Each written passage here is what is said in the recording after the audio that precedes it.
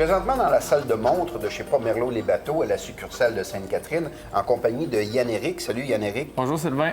Salut, écoute, je suis très excité à voir l'assemblage de bateaux qu'il y a ici. Moi, par exemple, une mise en situation, je suis un pêcheur, je me cherche un bateau adapté à mes besoins.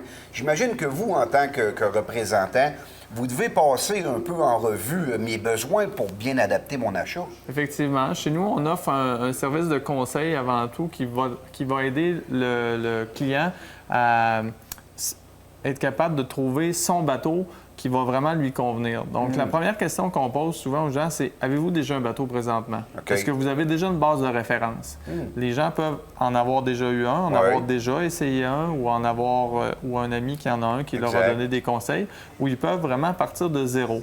Puis on ne va pas tout à fait tabler de la même façon, dépendamment de leur réponse versus ça. Ça marche parce que souvent, les pêcheurs se posent la question d'entrée de jeu, est-ce que je m'en vais vers un bateau de fibre ou un bateau d'aluminium? Ouais. Donc, c'est des questions bien terre à terre que vous êtes en mesure, j'imagine, de répondre et de conseiller le client. Exact. Aujourd'hui, le but de la chronique, dans le fond, c'est d'établir l'éventail des coques qui sont disponibles dans le marché et de dire au client, il y a quelque chose qui se fait assez spécifique pour vos besoins, mais c'est d'identifier comme il faut vos besoins, puis après ça, d'aller vers un range de bateaux, un éventail de bateaux qui va vous convenir.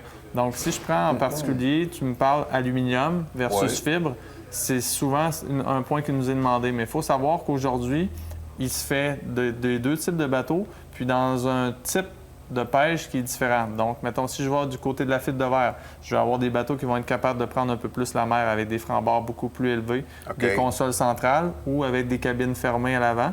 Des bateaux qui, normalement, vont être très adaptés dans des conditions de haute mer, fleuve, des grands lacs, où est-ce qu'il peut avoir des conditions météorologiques très fortes. L'avantage de la fibre sera toujours d'avoir une possibilité d'être moulé rapidement à des formes très spéciales.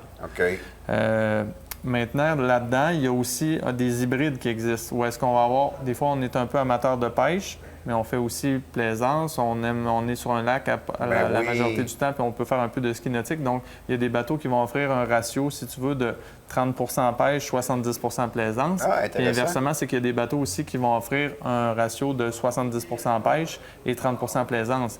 Donc, dans notre ligne, présentement, comme la ligne Larson, le FX, ou le Larson, il y a une série Helix qui est une édition comme Ski and Fish, c'est des bateaux qui vont aller chercher ça dans la fibre de verre. Ski and Fish, j'aime ça comme terme. C'est le terme Ski and Fish, c'est ce qui est utilisé. Il y a une ligne comme on a aussi Robalo, qui est une ligne vraiment plus de bateaux de haute mer. Si je me transfère du côté aluminium, ce qu'on représente, nous autres, c'est la ligne Crescent. Donc, tu me parlais antérieurement, on a le rivet, on a le soudé. Je te cacherai pas que ma préférence, c'est le soudé pour sa durabilité. Les coques qu'on parle aujourd'hui, c'est des garanties à vie sur les soudures. C'est des embarcations qu'on trimballe beaucoup, des bateaux de pêche en aluminium. On est toujours sur la route avec ça. Exactement. Puis c'est un facteur d'achat qui est souvent le premier pour des clients, être capable de tirer mon embarcation avec le véhicule que j'ai, qui ne tire pas toujours des capacités extrêmement élevées. Puis des fois, la fibre de verre, elle est effectivement plus pesante que l'aluminium. Donc, présentement, dans le bateau d'aluminium, ce qu'on a aussi comme gamme, c'est qu'on a des gammes qui se font avec des bateaux à franc-bord aussi plus ou moins élevés, des bateaux avec une capacité de pêcher plus à la traîne ou plus à la jig sur un pad plus prononcé en avant.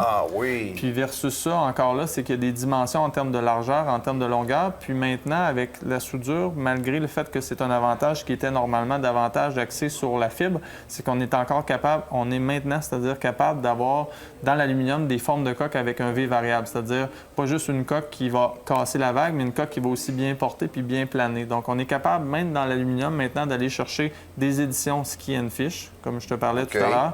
Donc, où est-ce qu'on va avoir un bon potentiel d'effectuer de la plaisance avec ces embarcations-là, puis toujours avec un facteur clé qui est prédominant dans le bateau d'aluminium, une motorisation hors bord, chose qui, dans la fibre de verre, est un petit peu moins présente depuis quelques années, mais qui effectue un retour présentement. Ah, intéressant. Mais tout ça, finalement, je t'écoute parler, Yann-Éric, c'est pour le confort du pêcheur, la capacité. On pêche à 2, on pêche à 3, on pêche à 4. On ne veut pas se piler sur les pieds. On va avoir de l'espace pour que tout le monde pratique cette technique de pêche et finalement être le plus confortable sur l'eau et le plus sécuritaire. Oui. Confortable, puis confortable dans son achat aussi, Sylvain. C'est-à-dire que c'est pas toujours le point de dépenser le plus possible pour avoir le mieux, parce que des fois, jusqu'à un certain point, on voit des clients qui sont insatisfaits d'une embarcation par son côté trop luxueux. Ah oui. Donc, on va chercher le confort. On a un bateau comme exemple, Crestana, qui est sorti il y a quelques années, qui va chercher cette clientèle-là. Tu veux pas avoir les coussins tout le tour, tu veux pas avoir des choses qui s'endommagent, tu veux avoir quelque chose qui est construit solide, mais qui met pas de flafla, bien, tu vas vers, par exemple, le Commander dans le Crestliner. Excellent. C'est un exemple. Un bon exemple. Bien, en tout cas, j'ai envie de dire aux téléspectateurs, faites vos devoirs. Essayez de cerner véritablement vos besoins. Exact. Est-ce Pensez que... voir un spécialiste voilà. dans le domaine du bateau, parce que si on a la chance ici d'offrir aux clients plusieurs lignes, c'est un travail aussi pour nous de les sélectionner, puis d'être capable après ça de les offrir. Puis c'est ce qu'on essaie de faire et de bien faire, c'est d'aller chercher des lignes qui sont intéressantes pour offrir un éventail complet à notre clientèle. Ben Donc, oui. vous voulez un bateau pour la chasse, vous voulez un bateau pour la pêche, vous voulez un bateau pour le fleuve, vous voulez un bateau pour aller faire de la plongée, parce que ça existe Absolument. aussi. Donc, ça peut être des Zodiacs, des pneumatiques, des embarcations qui sont populaires, puis qui peuvent aussi servir pour la pêche en haute mer ou ces choses-là. On a tout cet éventail. Et moi qui croyais que c'était simple, magasiner un bateau, ça reste... Ça va le devenir. Ça va le devenir, mais en parlant aux bonnes personnes. Yann-Éric, merci beaucoup. Toujours un plaisir. Cette chronique vous a été présentée par Port-Merlot Les Bateaux, une entreprise familiale spécialisée depuis 1966.